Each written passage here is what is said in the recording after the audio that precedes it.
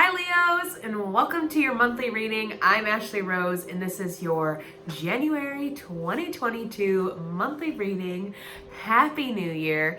This reading will be for all Leos, Sun, Moon, Rising, and Venus. So anytime throughout this year, throughout this month, you just want to know like what the heck went on in January, or just something to help you get through and sift through this energy as we start off 2022.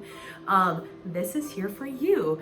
We are going to be pulling 7 cards for the overview of your month, an oracle card, 3 cards for your love life, 3 to clarify, and we will end with an affirmation.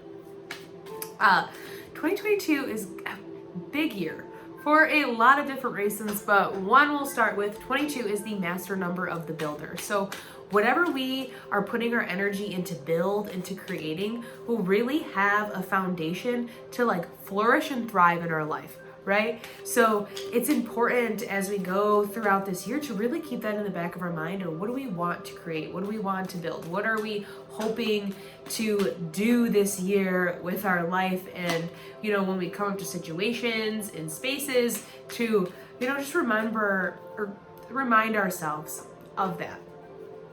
We start this year off with a new moon in Capricorn, January 2nd. And it comes to, one, help us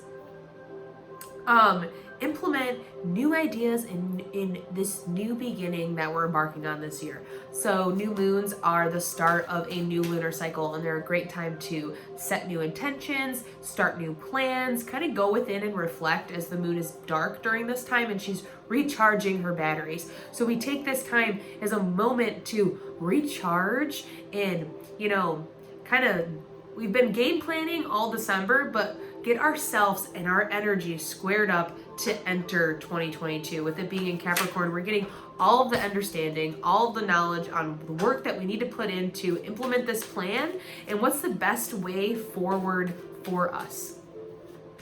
In the middle of January, like January 13th, we hit Mercury retrograde, which, relax, calm down. I really think that this one is not going to be something that like causes a lot of chaos, but comes to help us go within, almost like the hermit, helps us go within to, again, reflect and receive the information that we need, so that when we come out of Mercury retrograde and everything goes direct, we can kind of just hit the ground running and really start implementing the things that we came up with the new moon during Mercury retrograde, because it's a time for us to kind of look at and examine old behaviors, old thought patterns, observe how things are kind of functioning, and we can decide if we like it or not, right? It's not a great time to, sign contracts, move, quit jobs, things like that. It's really a time to kind of take stock of everything that we have going on in our life and decide if that's how I want to move forward with it. We have Jupiter in Pisces this year, and Jupiter is the lucky planet in Pisces, being, the sign of our dreams, of our inspiration, the like mystical, spiritual side of life. And we can apply that to what we're doing. It can be something that, again, really lucky that when we're thinking about the things that we want to create this year, if we can tap into our spirituality as another way to access that, it's going to be really fruitful for us to do that. What was I going to say? Oh, because if you haven't watched my What's to Come in 2022, we talk about that a lot. Big themes this year really are balance, harmony, our relationships, and our connection to our spirituality. And it's not necessarily like we need to be these crazy spiritual people, but I really do feel like we're kind of moving, not crazy spiritual, but we are deepening our connection with ourself and our spirit, so that our desires and our dreams can flow through more authentically, and we have less resistance for the things that we want in our life and more towards the things that we don't want or that don't really serve us. It's a big year to kind of really connect with our spirituality when it comes to like us allowing our desires to flow through us, and again, in a way that has way less resistance than we're used to in the past. We also are in Venus retrograde. So again, our relationships, talking about a theme, our relationships are kind of getting a makeover in examining what we like, what we don't like, our behaviors within our relationships, maybe, patterns that we fall into. We're able to kind of be aware, again, observe, don't do anything crazy, don't make any big, like commitments. You will probably see a lot of people break up during this time. Because it really forces us to look at the sides that we need to work on, or maybe we're in relationships with people that really aren't for us. It's kind of just, it's clearing up all the mess, again, before we can kind of step into this 2022, ready to really embrace all that it has to offer us. As I was saying in other readings, it's like we kind of walk in to 2022 in like a little bit of a fog, where there's so many things going on, we're unsure, or we're like, that's for me? What? Love? What? My dream job? What? And we're just like unsure what to do with it, because we're like, yeah, this is everything I've ever asked for, but like now it's here. What do I do now? What do I do? Like it's kind of like that. So we have to ease into it. We have to, kind of put a little bit in more of the pieces to the puzzle. It's like kind of an abstract shape right now. I don't know why this is my picture in my mind. It's like an abstract shape, and everything's kind of like moving, and it's gonna come together to form a concrete one. But it's the moving of it that's the process, and I really think that we can begin to fall in love with the process in a different way this year, because there's so many things at our fingertips. There's so many things that are just exciting and for us to be inspired by. We're kind of like 2021, or we understand, I think, a little bit more this year about like why 2020, 2021 happened the way it did for us to kind of receive all the goods that this year has in store for us. So we start this month off with the Chariot. I love the Chariot and the King of Wands. I'm just gonna pull them out right away. And it's about being on your right path. You are aligned with who you are. Because I'm pulling them out because you are present in your reading. And I gotta talk about it because I love Leos. I love fire signs. You are confident in who you are. And this new moon in Capricorn is really gonna do well for you, because you're like, yeah, that's a great plan. I see that for myself. I'm confident to go after that and make it happen. I'm gonna sit in this Chariot. I am the driver, and I create the life that I wanna live, that is designed by my desires and what inspires me. I am pure creative energy, right? I love that. And then we have the Hermit and the Hanged Man in reverse. So it's that talking about that going within to find that light, finding that inspiration, connecting again with your spirituality, so that we can change our perspective to how we see some things in our life. So we can change the perspective on, and just kind of like awaken and enlighten ourselves a little bit higher, right? Again, that's that spirituality we're talking about, with really getting in tune with that. This Hanged Man in reverse is at the middle of your reading. I mean, it's a pivotal thing this month. And the Hanged Man this way, when he's this way, he needs to reflect, he needs to surrender and let go to what's going on around him. He's feeling a lot of resistance, he's unsure, he needed to take some time by himself. And with this being in reverse, you can see how like he's down here, where his light is down here. It is, it's not high vibes at all. It's low vibe. And now he's this way, and he's enlightened, he's awake.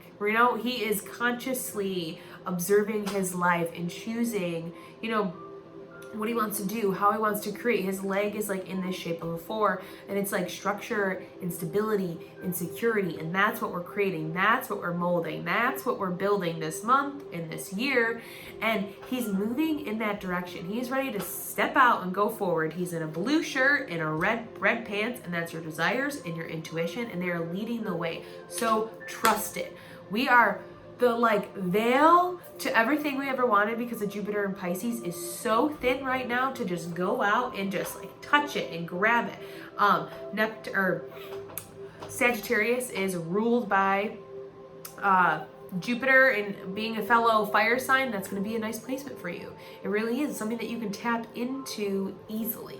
And then we have the Three of Wands and the Lovers. I love this because you're looking out into the world and you're looking out in this space, and it's like literally looking out into this year because it's fresh and it's open and you haven't created anything with it yet, right? And that's why you're standing here in between this doorway.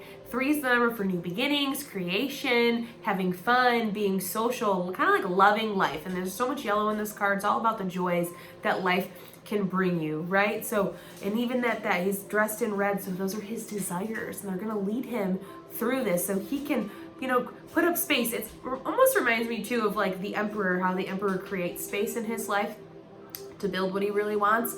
And it's like, this is the Emperor, and he's looking out on the space, and he's like, what to build.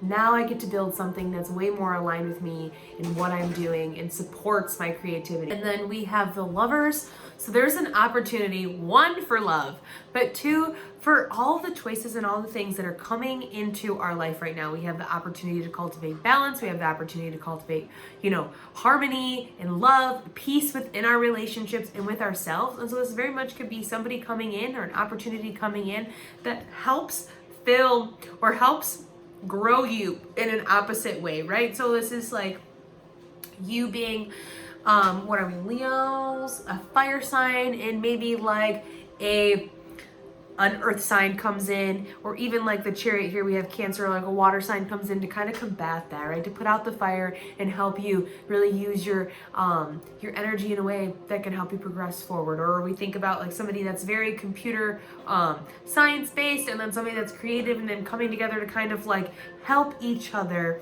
further their dreams and pursue their passions. And this is like almost like a divine intervention to listen to what's going on around you, and the intuition that's coming in, and the opportunities that are all around. There's this sun over here, and I love it because it's like Leos, you're the sun, you are the lions, you roar, and it's filling you up. So this intervention that we get helps us understand how to use our light and how to use our source. And then we have the Eight of Wands. And the Eight of Wands is about opportunity, and it's everywhere. So at the end of the month, we can really look around and see everything that's available to us, right? So after this Mercury retrograde, we're going to feel that. We're going to see the opportunities that are coming in. And these aren't opportunities that we're acting on, but opportunities that we're taking stock of and really being intentional about how we use this energy to help us move forward. This is maybe a new job, this is moving, this is traveling, this is, releasing some old energy that we just do not need to hold on to anymore. And remember, there's this reminder of water, like slow and steady wins the race. Even here in this Chariot, there's water behind it. And it's following your intuition and allowing that to be the light that leads you forward. And then we have deep replenishment, rest, retreat, be held. I love that. As there's like this, it starts off with so much energy, and then the Hermit comes, and I want to say that's probably when Mercury retrograde would happen, and it's time to kind of rest, retreat, and replenish. And I'm going to read a little out of this. Okay.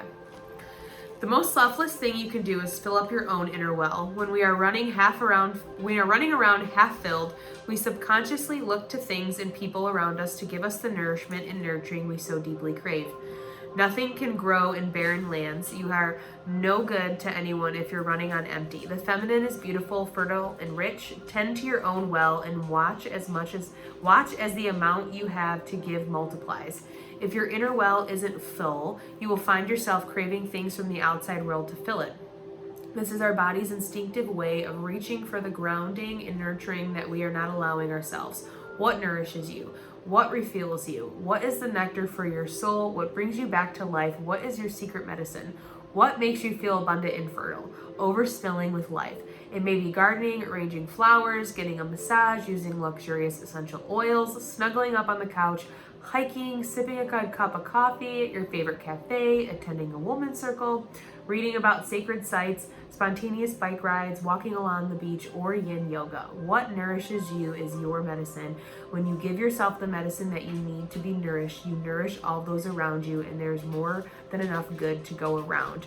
Do something that deeply replenishes you today. Ooh, I love that. So what are you going to replenish this month? I love that. Oh, that's good. And that's literally this. This is like, that's all that opportunity to replenish yourself, to fill that well, to find connection, to feel the love, and doing it from a place that is not outside of you, but outside of the physical, tangible things, right? Like somebody giving you some, like, you know, like a, what's the word I'm looking for? You know, like posting like a thirst trap online and then getting compliments about it, or, you know, having guys comment on your body or women comment on your body, and that's how you fill your cup. And that's like, that's something that's gonna fall on, that's like not gonna really, it's not substance that's gonna stay in your cup and really nourish you. So really get in tune with what nourishes you. I love that, because here we do have, ooh, and I love that I love this. There's the Nine of Cups, the High Priestess, the Sun, the Queen of Swords, all underneath here, and you have the Six of Pentacles in reverse. So there's some imbalance. There's some nourishment that needs, something that you need to give yourself, something you need to receive. But look what's underneath that. All of the goods. And then we have, so we're gonna move into our love life. We have retreat, time to disconnect from the world, the High Priestess. You deserve it. You are lovable. You deserve love. You are lovable. The world. Worth waiting for. Divine timing is at work in your love life with the Five of Swords in reverse. Honestly, that's great. That's amazing. I love this retreat, disconnect from the world, because you don't need the world to tell you how to navigate your relationship. You are connected with your inner guidance system, and that's where you get your knowledge, and that's where you get everything that you need to know. And when we trust that, and we no longer allow fear to lead the way, we can really have a love that we deserve, a love that makes us feel whole, a love that, you know, is something that we've cultivated and we've brought into our life, and not something that feeds us for those low vibrational feelings, right? For just to boost our ego and to feed our confidence, right? We're doing this because we are healed and we are loved and we are full of love and we are embraced by the universe through this. I love that it's the world, because it's really like going through all of these things, all of these journeys to get to this point of pure authenticity and vulnerability with yourself, to allow an authentic love in. And this is worth waiting for, because we have the Five of Swords in reverse, and this way, that's serious conflict. This way, it is like we have worked through it and we have waited for this, because we believe in what we have and what we can offer, and what, you know, what can really grow within our relationships. So I'm excited about that. If you would like to know more about me and what I have going on, you can check out ashleyrose.com or follow me on Instagram. That's Ashley Rose Tarot. The links are in the description for both of those. Then we're gonna get on with our affirmation. Okay. I slow down and listen to the guidance that's available to me. Yep. Deep replenishment, retreat. Oh my God, I didn't even realize that. That deep replenishment, retreat in our love reading with the High Priestess, and we have the Hermit. It's time for you to, sorry, I'm just gonna leave it there. You know, Leos, as much as we like doing things, sometimes we have to take some time to reflect, to go within, to figure out our next foot forward. And that's what this month is all about. So slow down, listen to your guidance. It's available. It's all around you. Look at that, it reminds me of this. It's gonna be a great month. Trust it, okay? I love you guys. I can't wait to see what this rest of the year has in store for you, and I will see you in the daily tarot readings.